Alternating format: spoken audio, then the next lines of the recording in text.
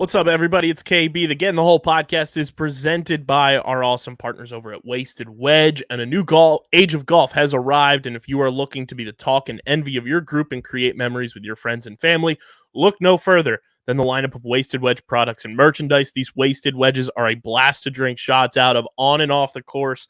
I want you to think your traditional shot ski that people were lugging around at your college parties and all over the place, and how difficult they were to store, how difficult they were to transport. Wasted Wedge is revolutionizing it. It's now a golf club. It's a wedge. It's compactable, can go right into the side pocket of a golf bag. You have extenders, and it's all plastic cups, so there's no hot glue. There's no glass that you actually have to use. They're the best in the game, and they're revolutionizing the way you're taking shots on and off the course. They're a blast, and you need to check them out. Go to wastedwedge.com. Check out all of the products that they have to offer, from the actual Wasted Wedges themselves to apparel that they have to the extenders and everything in between, to be the talk of your party, be the talk of your golf outing. And you can find them on Instagram and Facebook at Wasted Wedge. Be sure to follow them. Make sure you're letting them know that you're coming from the Get in the Hole podcast and Underground Sports Philadelphia. That's wastedwedge.com, and find them on Instagram and Facebook at Wasted Wedge. Remember the name, wastedwedge.com. Thanks for listening to Get in the Hole, your number one stop for all things in the world of golf. Watch and subscribe anywhere you get your favorite shows on Apple, Spotify, YouTube, Google, and more. Just search Get in the Hole. Get in the Hole is the official golf pod of the Underground Sports Philadelphia family of podcasts. Now let's get right into the action. Here's your hosts, Steve McAvoy and Ben Pirro. Philadelphia, baby, you're going to love it. Best sports fans in the world. Actually, the worst, but that's what makes them the best. So, Ben, tell me, how's New Hampshire been? Where are you, Vermont, New Hampshire right now? So I drove up after I heroically qualified for the New York State Open. I left the next day for New Hampshire and drove up, played 2 practice rounds, one on the North course, one on the South course. The event itself doesn't start till next week, but because of scheduling conflicts, I had to do my practice rounds early. Mm-hmm. So after my 2 practice rounds, I drove up here. So they're only like an hour and a half apart, which is good. Played my practice round Saturday. And then Sunday was just a practice day. They offered me to play in the skins game, but that would entail me playing 7 straight days of competition, which I love golf. I don't love it that much, so I'm good. Yeah. That's a lot. So today was the first round. I shot 73, which is easily the worst I could have shot. I didn't really hit it that great, and I didn't really make any putts. So it is what it is. I have tomorrow. So tomorrow, good day. We'll make the cut and make a move on Wednesday. So that's basically where we're at right now. We just got to change some things mentally as far as putting goes. But other than that, yeah, that's basically it. So, yeah. When you travel, do you have a specific hotel that you prefer to stay in? Is there a superstition around where you stay? Look, I'm a pretty superstitious guy for sure. I do have my superstitions, but I'll just stay at like any type of not any type, but I'll try to stay at like a Hilton property. So preferably like a Hampton Inn. I'm a member, right? So I get all the points and everything. So, and at some point I'll use those points to have myself a very nice vacation. So, I guess the one nice part about being a pro athlete where you travel across the country all the time is the fact that you probably have a killer mileage points on whatever airline you use. You probably have really good hotel points, and if you use it on a credit card, even better. It's there are some pretty good perks to being a pro, regardless of whether or not you win is a different story. But yeah, right now I'm pretty much just driving everywhere. So look, when we get on tour, we'll have a nice little NetJet sponsorship and everything. So, and if you're nice to me, maybe I'll let you join me. Now, early on in your career, I mean, like I think it's. I've been thinking about it recently because I was looking at during the U.S. Open, watching Sam Bennett and Gordon Sargent and all the young guys, and like seeing the sponsors that they have, right? So obviously Sam Bennett's got, I think, like T-Mobile. He's got a nutrition company. Doesn't have any like travel stuff. Obviously, Peng just signed into a multi-year thing after he signed his NIL deal last year. Mm-hmm. But I find it funny, like these young guys, I feel like to capitalize on what you could earn, partnering with a hotel chain or like something. Like my girlfriend turns to me and she goes, "Oh, Wyndham Clark, he's sponsored by Wyndham Hotels." And I said, "I don't think he is, but that is a shame that he wouldn't be, because that would be a perfect partnership." I find it funny that like guys wouldn't partner with a hotel chain. Would you consider that? Would you be open to Hilton sponsoring you in the near future? Yeah, I mean, Hilton, Ritz-Carlton, I don't care. I mean, as long as it's not like a Days Inn or a Super 8, I'm good with that. Even Holiday Inn, they have great beds. All right, here, gun to your head, you can pick one sponsor, Econo Lodge or like Red Roof Inn. That's it? Those are my two options? Let's just say that they're the only two who come through the door. Like, look, let's be honest. If the Holiday Inn comes in and says, hey, you want to join us, you'd easily take that in a heartbeat. But like, if you got to have like the pick of the worst, like here, I'll give you a third. Howard Johnson. None, because I'm worth more than whatever they would offer me. You'd rather sleep in your car at that point? Yeah, absolutely. I'm not going to get bed bugs in my car. You're not wrong. Well, look, I mean, hey, Econo Lodges can be, depends where you go, I feel. Like, I've been to some odd-ass hotels. The one thing I hate, like speaking on the idea of hotels, is like, you go to like the Shore, and it's $200 a night, and you're still staying in this like ratty ass motel. Those things I hate more than anything else. Can't stand that.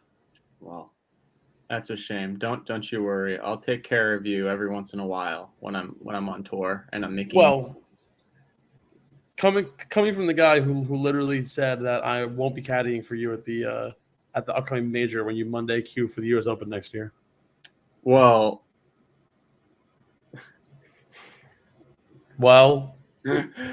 I'm just a little bit insulted that you think I'm going to have to Monday queue. I mean, that's a little bit insulting. Wow. All right.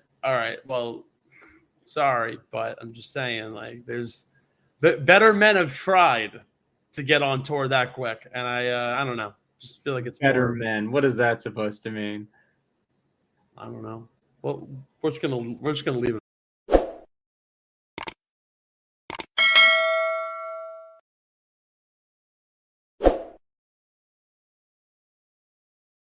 Welcome in, folks, to the Get in the Hole podcast. Stephen McAvoy, Ben Pirro joining you another week on the PGA Tour, the 123rd United States Open. Yep, and another winner. Yep, but another week of Stephen cut me off and going to commercial. It's fine, whatever. I don't care. I only cut you off because of the awkward silence that was going to occur when I said that better men have tried to Monday qualify and failed, and then you're all upset about it. Regardless, this show is brought to you by our friends over at Wasted Wedge. A new era of golf has arrived. You know, it's amazing, a brand like Wasted Wedge finding a new way to drink your shots with friends and family. It's better than the shot ski, naturally, as we've gone over multiple times.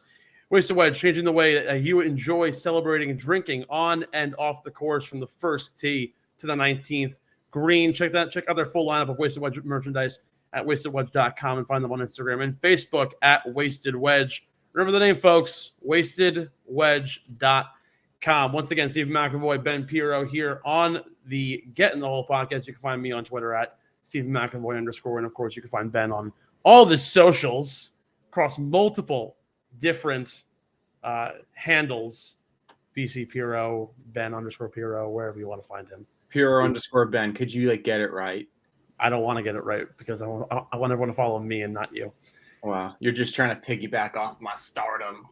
Yeah, it's the only reason why we invited you back on the show. Yeah. Speaking of stardom, Wyndham Clark, not sponsored by Wyndham Hotel and Suites. I feel like that's still just a completely missed opportunity. A major champion at the 123rd United States Open, Los Angeles Country Club. A lot of really good and bad things to have been said about the course. We'll get into that. But initial thoughts on Wyndham Clark's final round, how that tee shot on 18 somehow made it in the fairway. Things seemed like it was going 85 yards to the right. What was your thoughts on the major this past weekend and Wyndham Clark's triumphant victory over a struggling Rickie Fowler in round 4 and a very distraught Rory on the back nine? Well, I didn't know this. I didn't realize that his mom passed away. And so, look, I mean, this guy obviously is a high level player. I mean, he's an accomplished player. He was an accomplished college player, accomplished amateur player, and obviously an accomplished professional.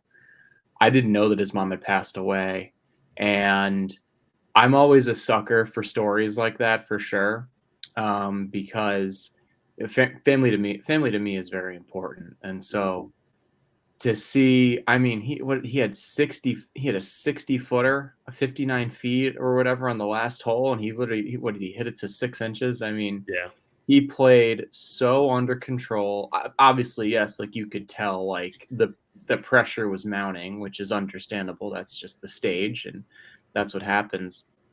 But he played phenomenal. He looked like he had been in this position before, and he looked like he had already won 4 or 5 majors, just the way that he had carried himself and just how good his game plan was and how he stuck to it. I mean, hats off to him, because it doesn't get any bigger than that. And I mean, even the moment when he was hugging him, I'm assuming that was his brother and sister. And when he hugged Rickie, that was just awesome. And it's a great feel-good moment for someone who looks like a really good dude. So congrats to him. Yeah. There's a lot of really interesting things about Wyndham Clark's victory that I think stands out to me. First of all, as you had mentioned, the way he played the entire week. He said that going into the week that LACC wasn't necessarily a golf course where you had to – it took a little more creativity than just your average run-of-the-mill, hit your shot, land on the green, putt it, do your thing. It took a little more creativity, and it showed in a lot of his play. Didn't see him much in the first round because of just the coverage that was there. But after following the weekend, round 3 and 4, you watched him almost every shot. And the creativity, the talk throughs with this caddy, the constant back and forth, figuring out ways to approach holes differently. And of course, the yardages at the country club at LACC were constantly changing. So adjusting to those things on the fly and pin locations and everything, it was very impressive to see him go through it. A couple of crazy stats that I thought were really interesting. He was 44th in the field in strokes gained approach, and that's the worst strokes gained approach winner. That was going into the 4th round. Mm-hmm. That was the worst major champion in the last 25 years in terms of strokes gained approach stat going into round 4. So it wasn't even a matter of his approach game. The putter was exceptional. He wasn't necessarily gaining strokes on approach, which we had said last week was going to be the biggest key. He was gaining 14 or 15 strokes on the greens. And the green hasn't even been an area of his game that's been lights out. When he won his first tournament at the Wells Fargo, it was because of his approach game and his precision and proximity to the hole that got him to a victory over, again, a loaded field. This was just another example of how good he can be. And I tweeted this out, and I said that it was like Wyndham Clark. I'm watching the final round, and I'm like, you've heard the name, but I never saw him much on a major big-time leaderboard, aside from his win at the Wells Fargo, in the last 2 years that I've been covering the sport. And the one thing that stood out to me was this, as I was going through his numbers, and I tweeted it out on the Get in the Hole Twitter account. Possibly the quietest, best year on tour right now. He's played 22 events, has made 19 of them. He has 10 top 20s, 6 top 10s, 8 of his last 9 events have finished in a top 30 finish. Of course, he got his first win in North Carolina at Quail Hollow, and now caps it off with this. As you said, the narrative is amazing. His mother unfortunately passed away of breast cancer while he was in college at Oklahoma State. Transferred to Oregon, became a champion at Oregon and Oklahoma State, is one of very few golfers to do that in their collegiate careers.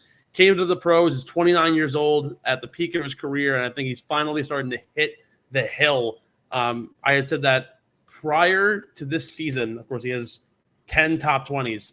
He had only four or five in his entire career, and he had gone pro in, I believe, the end of 2016. Mm-hmm. So see the meteoric rise of somebody this good. Now he's firmly in the top 30 right now of the FedEx Cup standings. You'll most definitely see him at the FedEx St. Jude. This major solidifies that. You very well might see him at the BMW as we get down the line, and might be seeing him at his debut at East Lake, which would be amazing. So hats off to Wyndham Clark and everybody else who's been around him. The hospitality that everyone's shown him, whether it be Rickie Fowler, who said after the round, had your mom been here, she would have been so proud of you.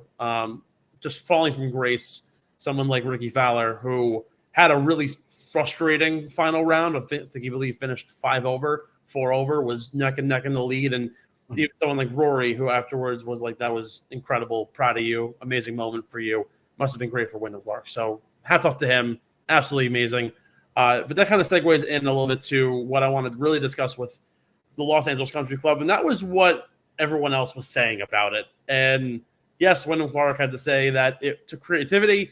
To some people, it was a bit of the creativity was something that they didn't want to deal with. So discussing the good, the bad, and the ugly of the Los Angeles Country Club, starting off with the actual course itself. A lot of guys said it was very lackluster, wasn't as good of a course as they had hoped it to be.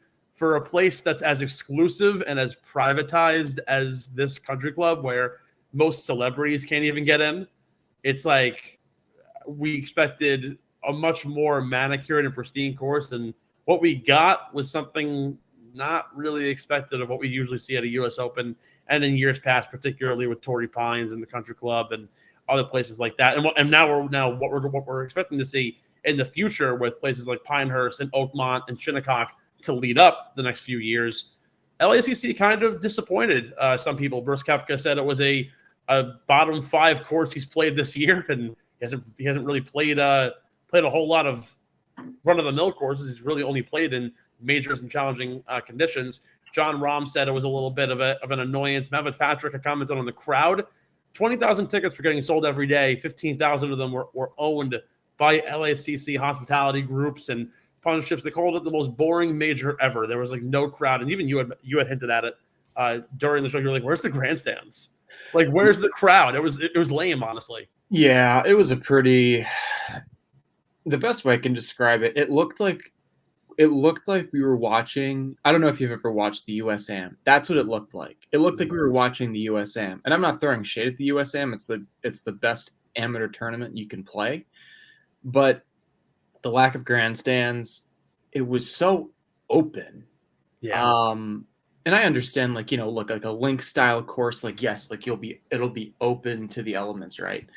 But it was like you could hit it miles off the tee, like miles left and right off the tee. And to me, that's just not a US Open setup. To me, a US Open setup is narrow fairways, firm and fast greens, diabolical bunkers, long and thick rough. That's what a US Open is to me. I was so disappointed. I was disappointed with like the turnout of the crowd. There was where was the juice? I don't know.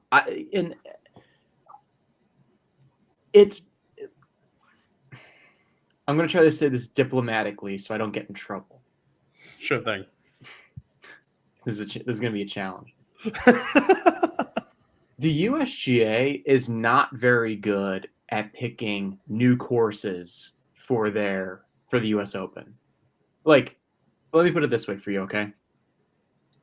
The last 3 first-time courses that I can think of off the top of my head are LACC, Erin Hills, and Chambers Bay. I hope I might be missing some. Nobody liked those tournaments at all. The scoring was so low at Erin Hills. Chambers Bay, the conditions weren't good at all. And then this one, it was like the player to fan experience just wasn't there. And it made it really boring to watch on TV, to be honest. I mean, like, obviously, yeah, the best part is always on 18 when the crowd surrounds the green and everything and all that. But even then, like, you could just tell like there were not a lot of people. Last year at Brookline, it was a madhouse on 18. Yeah. You know, even like I know it's a different tournament, but even at Kiowa when Phil won, I mean, that place was going absolutely freaking bonkers. And then we had LACC where it was just like not a lot of people were there. It was like pretty mellow. I don't know. I was pretty disappointed. I mean, hey, the golf that was played was great, but the experience definitely was lackluster for sure. And I'm very happy that we're going to go back to Pinehurst, and then we have Oakmont, and then we have Shinnecock, which those are like staples of the U.S. Open. Yeah, we're gonna have. Sorry, go ahead. And the thing is, like, they're all three are different setups, you know. So Pinehurst underwent the renovation, right? So it's much more of like a linksy feel, even, you know, with the firmness of the fairways and how there's less rough, even though you're surrounded by big, tall pine trees. Shinnecock is obviously link style. I've played there. It has unbelievable elevation change, which is not really something you see in Southampton, New York. It's usually pretty flat over there. Mm-hmm. It has fantastic elevation change. It's firm and fast, always makes for a great championship. Even though the USGA did kind of screw it up the last time it was there. I was there that third day. It was like, oh my God, I felt so bad for those guys. It was awful. And then Oakmont.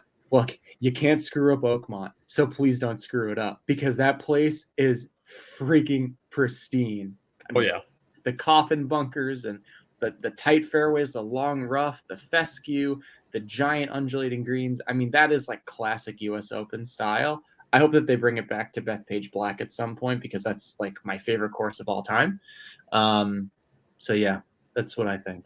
Yeah, I think it's really nice now that the USGA, you're right, did not hit a home run with this course. I think the concept that that Los Angeles Country Club was so exclusive and so hard to see, it kind of like gave this like appeal about it. Like, oh, you're in Hollywood, you're pressed between the Hollywood Hills, and like Lionel Richie's house in the Playboy Mansion is right there. Like, it seemed like it kind of gave an ambiance of like, oh, this is gonna be really cool. Yeah. But it became basically like a corporate sponsorships event. That's all it really was. And the regular fan, there were tickets on Ticketmaster retailing $8,000 for tickets. I have not seen a ticket for $8,000 and outside of the 150 that's at St. Andrews ever. Typically, like a U.S. Open, you get it for like $200, $300. $800 for that golf course was not even worth the money, and it showed because no one was buying the tickets anyways. I do like how the future of the U.S. Open and even the PGA Championship for that matter, because both obviously are the two main traveling American majors. We are going to have some really historic and fun courses going to in the future. So like Pinehurst #2, we'll have Oakmont, Shinnecock. In 2027, we're going to go back to Pebble, which for years has been shit on because no one wants to go play at the AT&T because it's the Pro-Am event. Now we're going to finally move that over to somewhere else and now give Pebble Beach what it needs, with a loaded field and a golf course that's beyond historic. Well, just to point this out, not to cut you off, one of the reasons guys don't like going to Pebble is because it's always that event, the AT&T Prem, is always held in February, and the weather there is atrocious, and it's cold, it's rainy, it's wet. That's one of the reasons why guys don't really like going there. Yeah, and obviously it takes 6.5 hours to finish a round there because the celebrities take forever. But again, you get Pebble in 27, Winged Foot. We're going to go back there for 2028. We'll go back to Pinehurst in 29, Marion in 2030. Like, these are terrific golf courses that we're going to see in the near future. And then even the PGA, we're going to go play a Valhalla, go to Quail Hollow.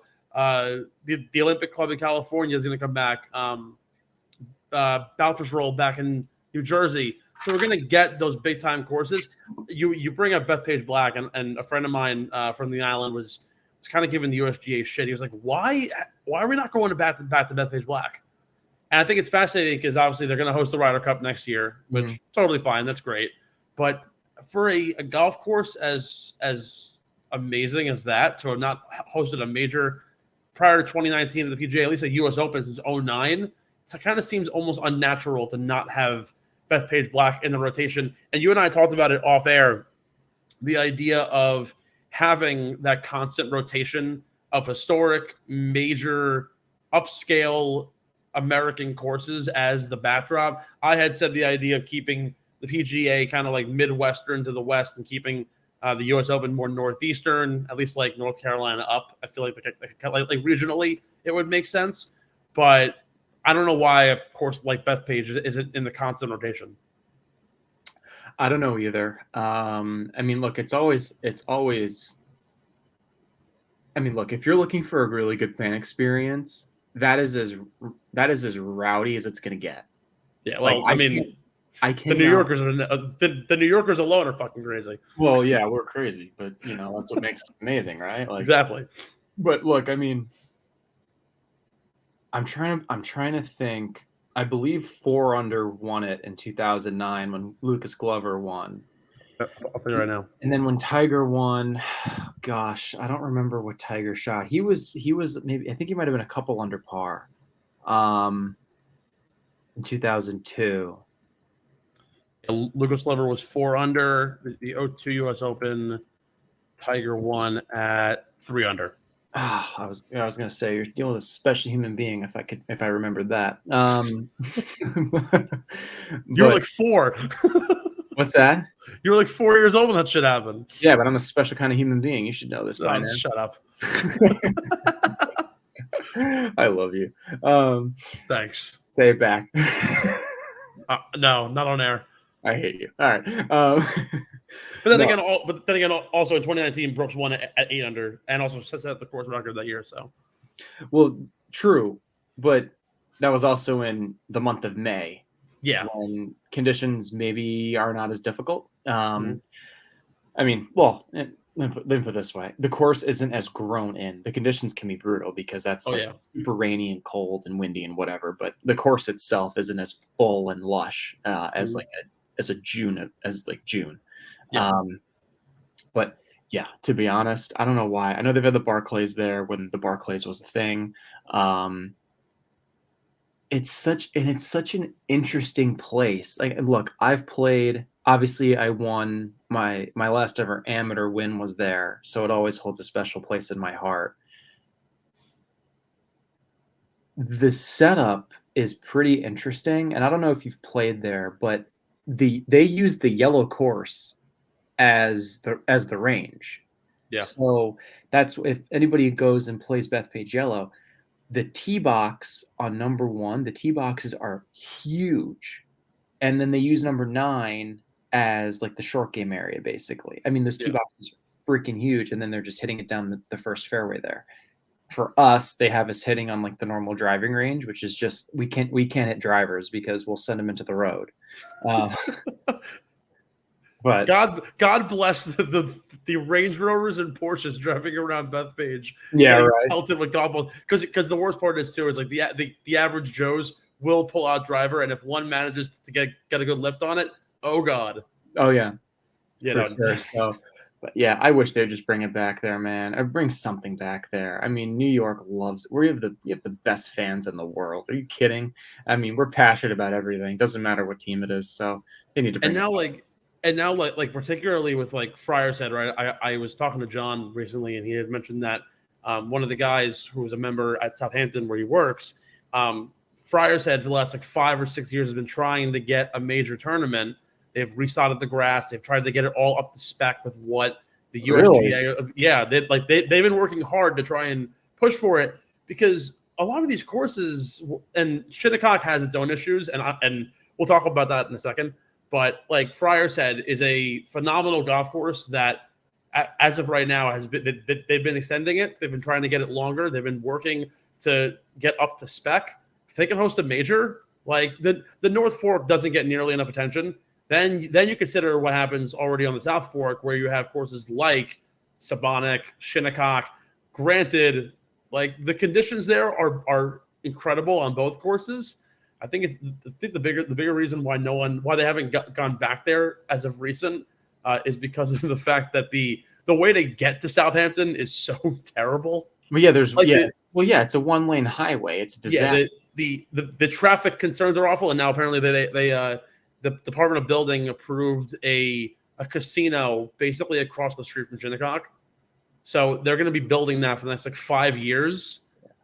Yeah. Well, it's great for us because we can go to Shinnecock and then go to the casino. But like, well, they're not going to let you. They're not going to let you in there. You know how terrible though that's going to be in 2026 when they're still building this freaking place and there's no parking. Even dating back to the last time they went to Shinnecock, there was no parking. Oh my god, it's going to be an absolute shit show. It's going to be like ridiculous. But yeah, they go to the casino. I can't wait. They got to get us back though to Bethpage. The Ryder Cup's going to be amazing. I know I'll certainly be there. I'm sure you'll be there too. But like, got to play more at Black. The players love it. It really does fit the U.S. Open narrative compared to like LACC, right? The fairways were wide open. You're right. Those bunkers were well manicured, but they were very powdery. They were like super easy to get out of. I was looking at a number. LACC had one of the easiest scrambling numbers in terms of like scrambling out of the bunker, particularly out of any major over the last like 15 years, at least of the U.S. Opens. So when you consider that, like, it really didn't have the setup that you wanted in your average U.S. Open. Rory McIlroy, unfortunately, came up short yet again in what is now, I think, his 9th year without a major title after his upsetting one-stroke loss where literally came down to a missed putt that lipped out on 15 earlier in the round. He spoke with the media and said, "I would go through 100 Sundays like this one to get my hands on another major." I feel so bad for Rory McIlroy because he consistently gets to this point where he's finishing top 5, top 3, second, and he just can't get the one little putt to drop, or that one missed green and reg, or that one just like bad chip, or like whatever it happens to be that'll leave him 20 feet for an up and down. Something happens to always go wrong. I feel so bad for Rory. Look, how many majors has he won? 4? 4, yeah. Look, I think a lot of it has to do with his demeanor, and how he carries himself on the course. I think if he had a little bit of an attitude adjustment when he played, I think he would fare much better. I've had several people say to me, even when he's winning and playing well, he looks like a whiny baby. Look, you can agree or disagree, but yeah, he looks flushed almost like all the time, like he's exhausted. Yeah, well, I mean, yeah, he's been, he's got all this stupid pent up anger with the whole LIV PGA Tour merger. He's been wasting his time and whatever. But I just, every time he's playing well, if he's playing poorly or playing well, he always looks like just a whiny baby. And I really think that if he changed his attitude a little bit, I really think that he would potentially pull more majors out, to be honest. Do you think that's more of him just having too high of expectations, or him just not allocating his energy and his attention to the right way? Well, when I say allocating his energy, I'm talking more about like the last year, when LIV came about and guys left and whatever. Yeah, the last year I felt the last year he's made himself look like a total moron. Just throwing shade constantly at Greg Norman. I mean, it's just, you know what? Just, I've always believed, you don't have anything nice to say, don't say anything at all. You know, and because I believe in karma, and maybe this is karma kind of rearing its head and being like, yeah, Rory, like all that stuff that you were saying and blah, blah, blah, blah. Yeah, well, but I think his expectations are too high. And I think it's really easy for a professional athlete, when this is your career, to have really high expectations, and almost expectations that are unfairly high for yourself. I'm guilty of it. Everybody's guilty of it. For me, like a bad day for me, is like middle of the pack. And you have to keep that in perspective. Like today when I was playing, I was like, Jesus, like I'm not doing anything. And I look at the leaderboard, I'm like, oh yeah, middle of the pack. You know, like, okay, could be worse.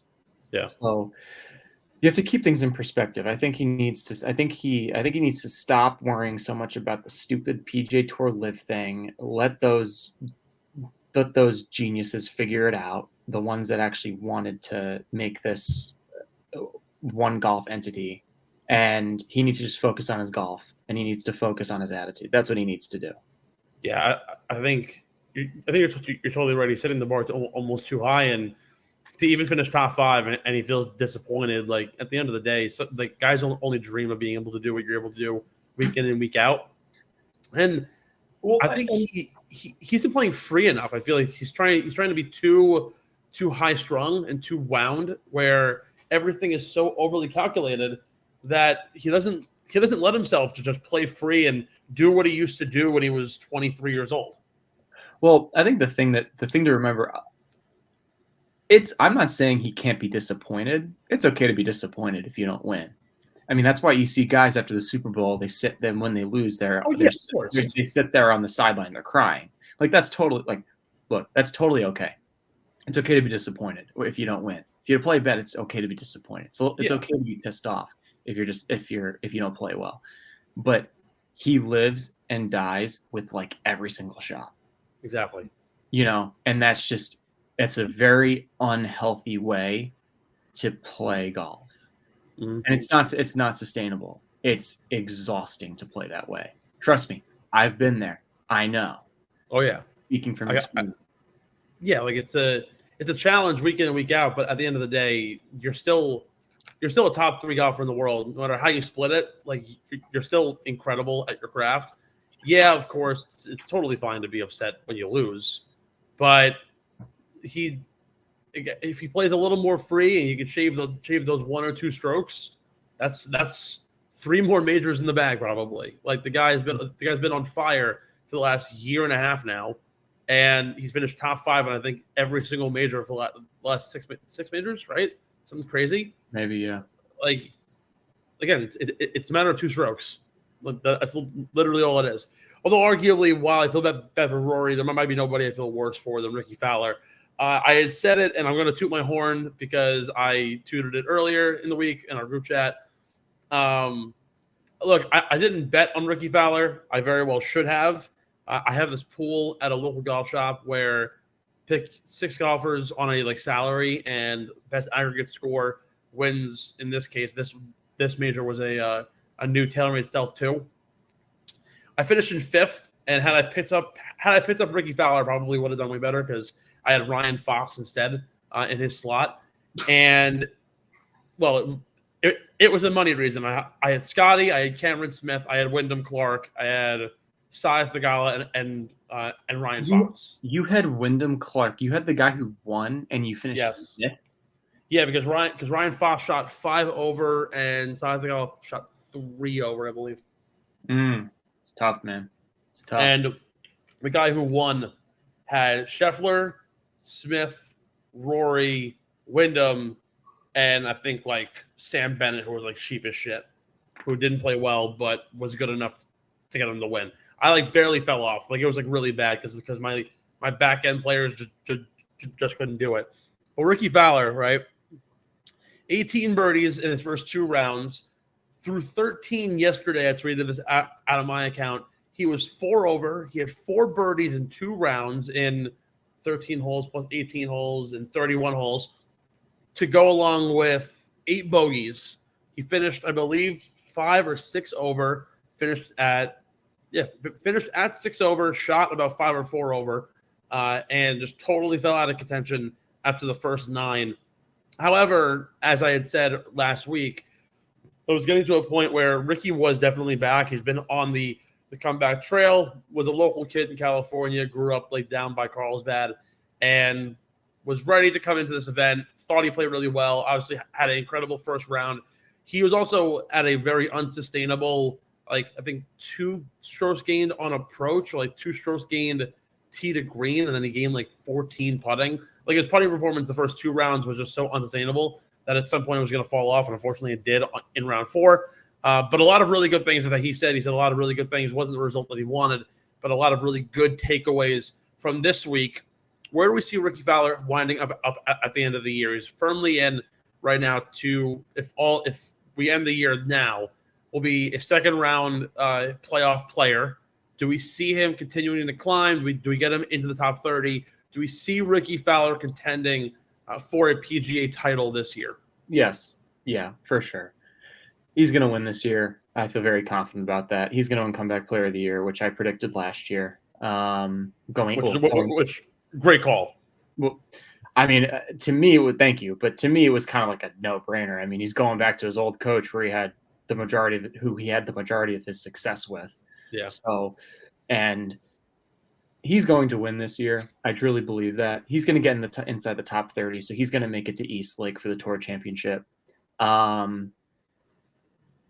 For someone who really has struggled the last 3 or 4 years, like greatly struggled to the point where like I felt people were taking unnecessary shots at him for his work ethic, for his play. I felt all of it was unnecessary and uncalled for. I'm very, very, very happy for Rickie Fowler. I mean, if he had won yesterday, I would have probably cried. And I don't usually cry when I see other people win. I cried when I saw Tiger win the Masters in 2019. I cried this year when Rahm won the Masters. I would have cried when Rickie won, for sure. He's such an easy guy to root for. Oh, yeah. And he's such a great attitude. And he's such a gentleman. He's like the ultimate like guy's guy. You know, like he's the type of guy like you want to go to like Vegas with, but you also know like you're never going to get in any trouble because he's just a smart, good dude. You know what I mean? Like he's just a good guy. Yeah, like in that core of best friends between JT, Spieth, Rickie, and Smiley Kaufman was a good golfer in his heyday, and then obviously kind of fell off pretty quickly. But amongst that like core 4, Rickie is like the glue guy. I feel like he's the one guy that you want. That like he'll be the first one to crack a beer and get everyone going. He's the first one to lean on you when you need him. Like he's that guy, and I love Rickie Fowler so much. And to see him finally get back to this point, I think he's played in it's like 13 or 12 events this year. Yeah, he's played in 16 events this year. Aside from 2 missed cuts, he has only 3 finishes outside of the top 30. In his last 7 weeks, 13th at the Players, 10th, 15th, 14th, missed cut, 6, 9, and 5.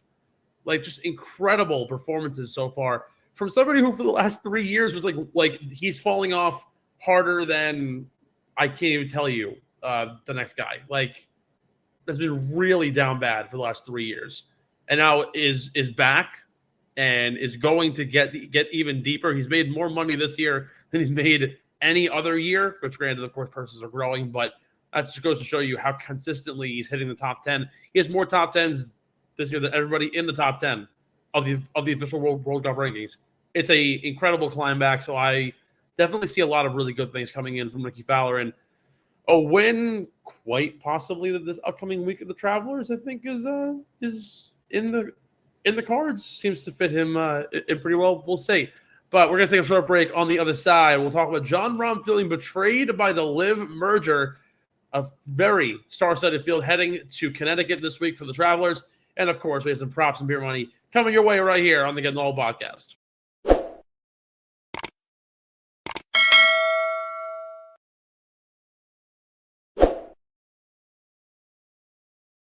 Welcome back in, folks. Get in the Hole here with Steve and Big Benny Biceps.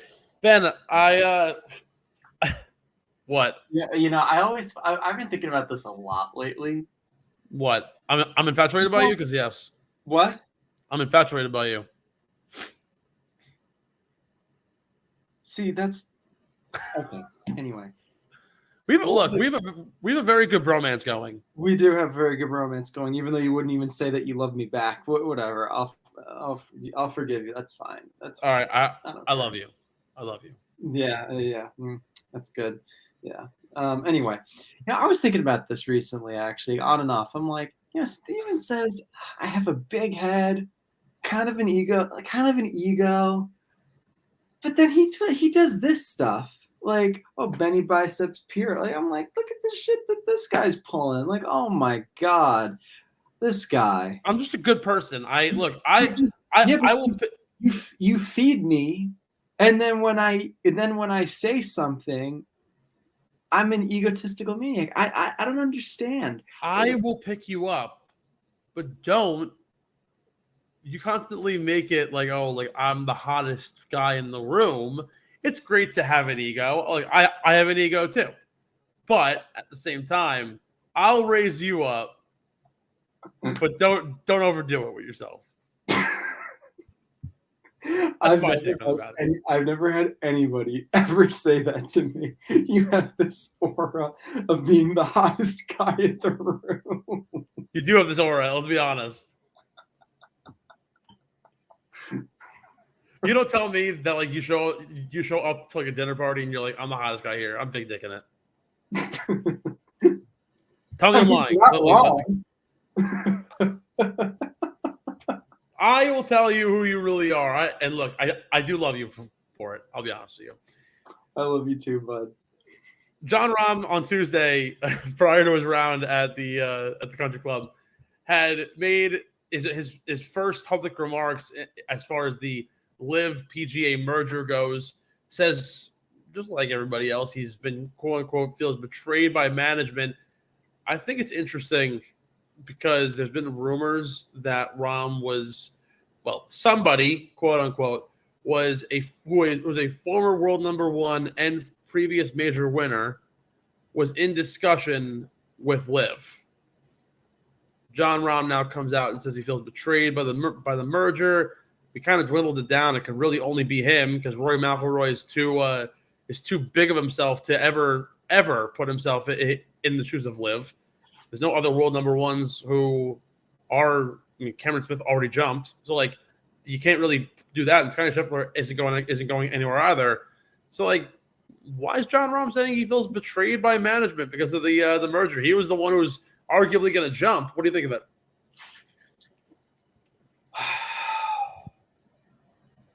I just want to stop talking about this. Like, yeah, I know it's frustrating because like we're already at a point where like it's over, and now we're just waiting to see what the government does, and everyone's like, "Oh, I'm disappointed with Jay Monahan." I'm like, "Cool, like just go play golf."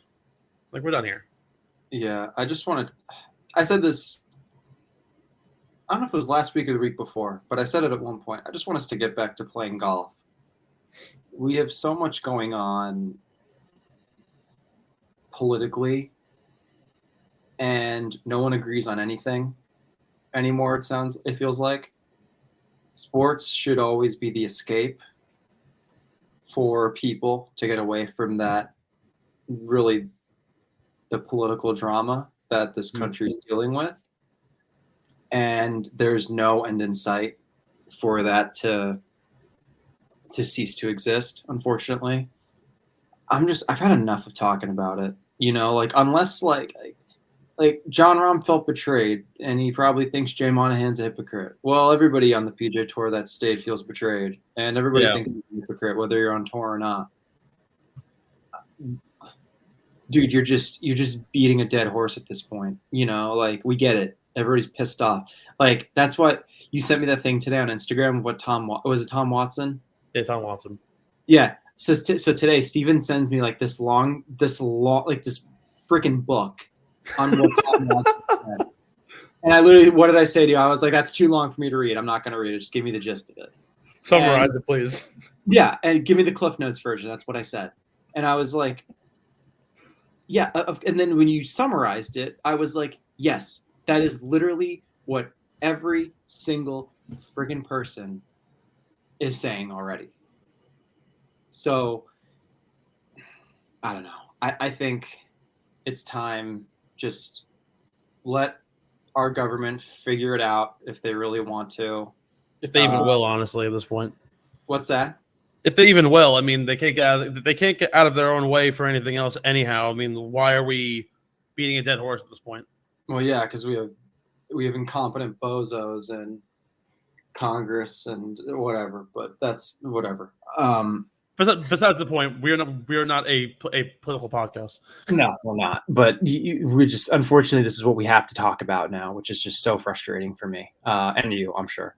But yeah, whatever, John Rahm. Like, John Rahm, I love you, man. You're great. You're a great golfer. You have the clutch gene, even though Steven didn't believe in you for a while. But Back to the well, right?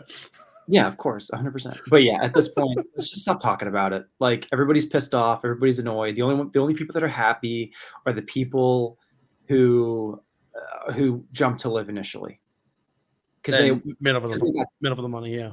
Yeah, because they got the bag. That's it. Those are the only people that are going to be happy. Honestly, I'm not sure how long they're going to be happy if they're going to have to give back some of that money. I'd be super pissed. Yeah, I'd be super pissed. But whatever. You know, I think also, like, and as I'm literally writing down notes, John Rahm is like I love him and he's a great player. He's been bitching and moaning a lot. Like, for somebody as good as he is, complaining about course conditions and then even like the ball rollback, he was like complaining about that. Like, dude, you're still playing exceptional golf. Why do we got to keep on creating problems and arguing about things that, you know what, this is the reality that we live in. Golf courses are getting longer. You don't like the conditions because they're almost too hard, yet you're still shooting 20 under around. Like, give me a break. Like, we're at a point here where, like, just stop complaining. And particularly with this, I'm honestly getting tired of the whole merger thing, because at this point, with the antitrust suits and everything going on, and at some point the government's going to be like, oh, well, this is most certainly an antitrust problem. Then they're going to break it up. And next thing you know, like, what's going to happen then? We're going to have the lawsuits will come back. The PGA is going to find some elaborate way to get the PIF back into things. Like, it's going to be a never-ending recurring thing. And I love the fact that we host a podcast where finally in the world of sports, golf is an A-list topic. But at the cost of having to hear this now for probably the next 2 months. Dude, it's going to be way longer. Yeah, well, I'm thinking just in terms of what we're going to have for the rest of the tour season through August. We're going to be chatting about it. Then we're going to have the month break where it's going to be like, we'll talk about it, but we're not going to be. We're going to have to be talking about that and not golf. Then we're going to restart then with the fall swing, and it's going to be like, all right, well, here we go, back to square one, because now it's the new season, and what's Jay Monahan got up his sleeve now? When the government finally comes back in 6 months, and it's like, oh, here we go, we found X, Y, and Z problems. At some point, we need to just get down to the basics, which is golf. Yep. Focus in on what's important. Yep. And unfortunately, we're not going to have that, but. Like, again, great we get A-list news, but I kind of missed the days where it was just like golf was on the back burner, and then when Tiger won a major, it was like, oh, it's big news. Or like, oh, here, let's go to the 72nd hole for the final part of the Masters, and that was the one thing ESPN ever got the entire year. Like, those things that I do kind of miss, but it's a little ridiculous that we're continuing to beat this dead horse. But, Rom, relax. It's going to be okay. This week, the Travelers, we finally push away from LACC and the good, the bad, the ugly, and, of course, the LIV Merger. We get to finally focus in on what's now coming down the pike. And we finally hit the point in the PGA Tour season where the really heavy stuff is kind of over. We don't have as many elevated events. It's the Travelers. It's a couple other tournaments. It's the Open. And then we trudge right into the playoffs. We're getting right there. But before we do that, the Travelers Tournament and the Travelers Tournament up in Cromwell, Connecticut plays host to yet another elevated event. This was something that I had chatted about weeks ago going into this, was you could skip one designated event. Will we see guys skip the Travelers because they got to travel all the way from LA over and the fact that you have another designated event following a major, is it a problem? Doesn't seem to be an issue. We have 8 of the top 10 players in the world playing this week. We have, I believe, at least half of the top 50. So you have a ton of guys. The only guy who we know for a fact is out and is skipping his one designated event is Jordan Spieth. Xander Schauffele will look to get his title defense in line. Wyndham Clark will, of course, be teeing it up, looking to go back-to-back. And Rickie Fowler will be looking to get his first win since 2019 under the docket. So quite the star-studded field joining us at the Travelers this week. Who do you have lined up as an early look ahead into what to expect, and some things about the golf course that you're looking forward to and should expect from these guys? Oh boy, well, I haven't really looked much at the field at all, so maybe just give me a second. You go first. It's a loaded field. I can tell you that much. I think the big question that I've had for you really is, should we be writing off guys who at the very least played all 4 days at the U.S. Open because of the fact that we're traveling from L.A. to Connecticut? Conditions are a lot different. I mean, it's relatively hot here, but it isn't nearly as hot as what what you get in California. However, it's far more humid. Like today was a impeccably humid day for 80 degrees. The UV has been really high, so it's hot as balls. Like, what do you expect playing up in New England as opposed to California on a short week for some of these guys?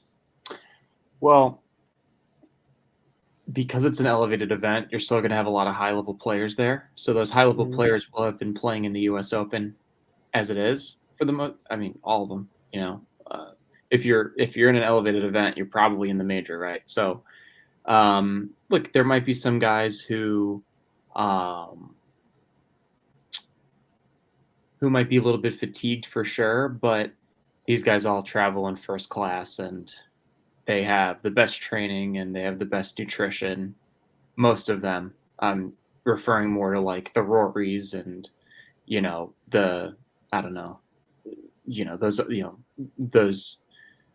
those really high end guys. I mean, yeah.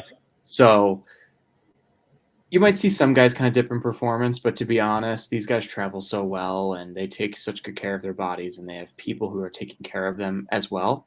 I don't really think you'll see too much of a dip, to be completely honest. And the other thing is, this event is also a staple on the PGA Tour. This course, they've been playing at this course for years.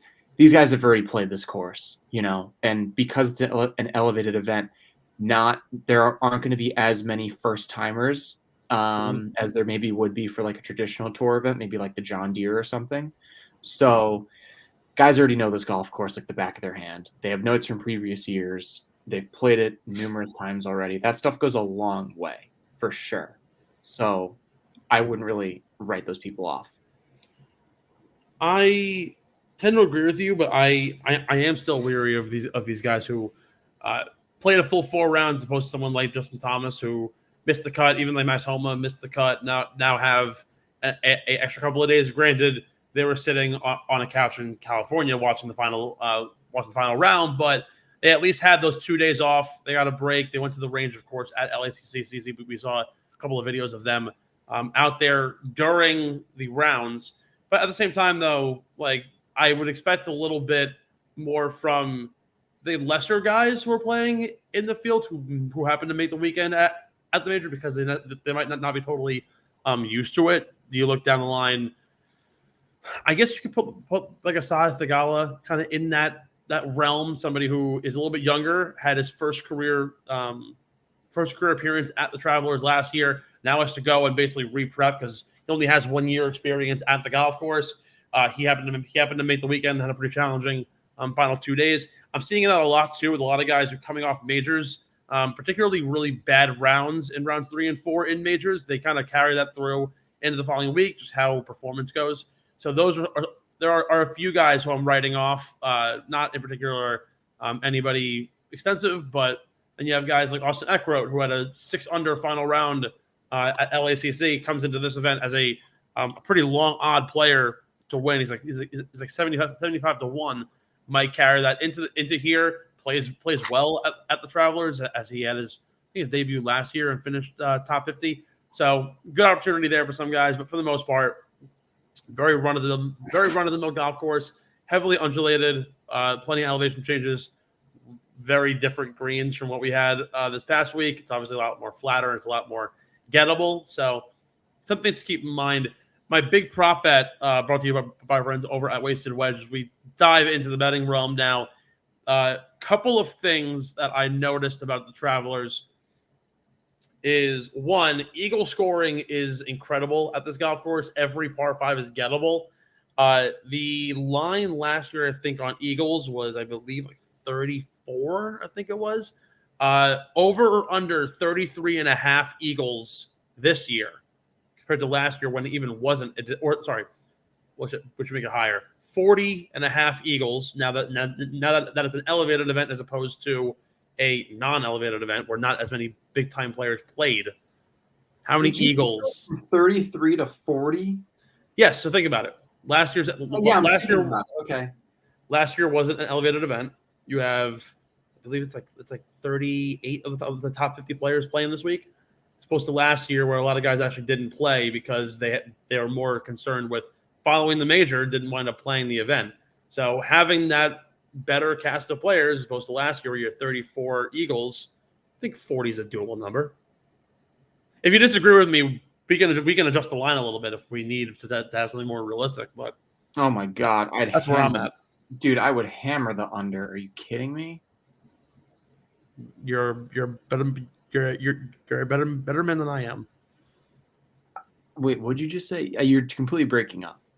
Sorry, you're a better man than I am at that rate. I feel like the over would be like every par 5 in this course is less than 500 yards. No, it's not. 5. What was the number I saw? Double checking things is not my strong suit when I get to this part of the show. Yeah, you don't really have a lot of strong suits. You're an asshat. God, you're just terrible. Sorry, none is longer than 550. Okay, so they're all gettable. That's okay. See, that's a little bit better. And you have the drivable par 4. I believe that's 16 or 15. Yeah, it's 16, I think. Yeah. So yeah, it's hammer the under. It's under 40. Don't listen to Steven. Don't let him coax you into making any stupid bets. All right, seriously. Well, hey, I did say best debutante last week was Gordon Sargent. That was pretty good for 3 rounds. Kind of died out at the end. I also bet JT at plus 250 to miss the cut, and that one worked out. So okay, that's great. Anyway, let's stop living in the past. Come on now. All right. Well, is there any prop bets that you would make this week at a certain event with any sort of nationality props, any sort of players you're eyeing to play better than others, matchup props? Not really, to be honest. I was just looking at the field, and to be honest, for an elevated event, the back end of the field really is not that appealing. It's not. Like, the back half of the field really is not that appealing to me. Mm-hmm. I have a hard time thinking of a prop bet for this one, honestly.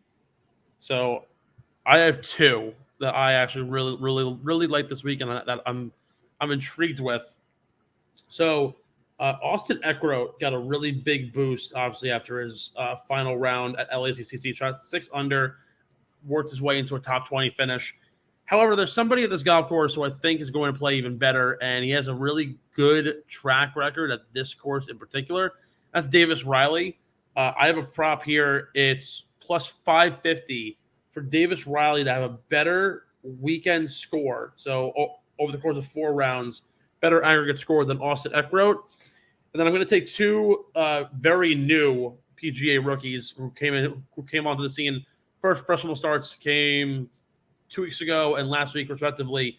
Ludwig Aberg and Sam Bennett, the head-to-head that no one is really watching because it's a designated event. And while Sam Bennett was on fire early on this week, he fell off after he shaved his little chin strap. Because of the chin strap shaving, I'm going to take Ludwig Aberg in a head-to-head. The guy was like 5 under, I think, after 2 rounds. He shot 5 over on the 3rd day after he shaved. So I'm all off on Sam Bennett. until he grows back the facial hair. So give me Ludwig Haberg over Sam Bennett. I don't know, man. Hey, look, they always say don't shave the playoff beard, and he already did it. So not a good leave. So those are my 2 plays that I will take this week at the Travelers for shifting gigs. Anything else you got? That's all I got, man. Perfect. Sounds good to me. One more break. On the other side, beer money.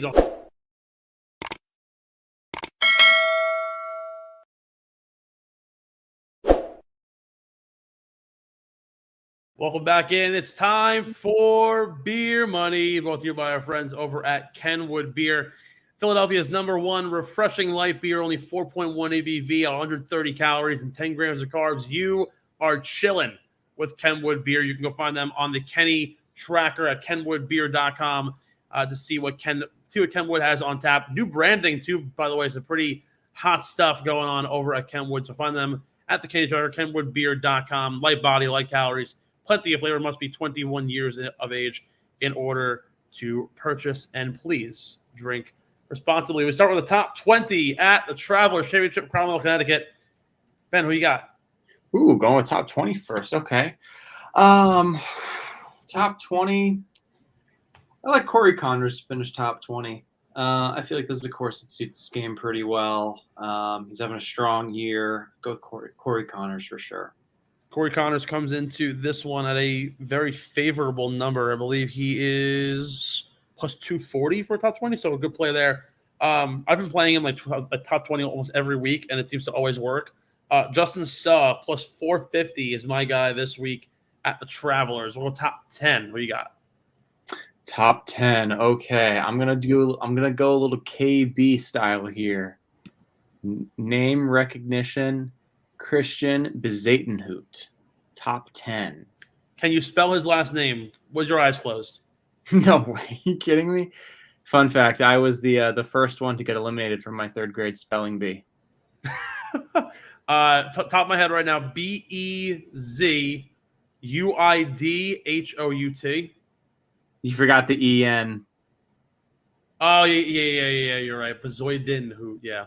Bezatenhout. Yeah. So it's Bezuiddenhout. Yeah, BEZ, yeah. And it's Christian with 2 N's. That was the one part that always manages to mess me up. No. It's Christian with 2 A's. Oh, it's 2 A's, not 2 N's? Yeah. Mm-hmm. News to me. Okay. The damn South Africans. I'll take Tom Kim plus 360. He had a top 10 this week at LACC. Can follow that up with another top 10 this week at the Travelers. Top 5. Top 5. This is a tough one for me. I think Justin Thomas is going to have a bounce back week this week. He missed the cut, didn't play very well at the U.S. Open, so thus he had a shorter week. I like Justin Thomas finishing top 5 here.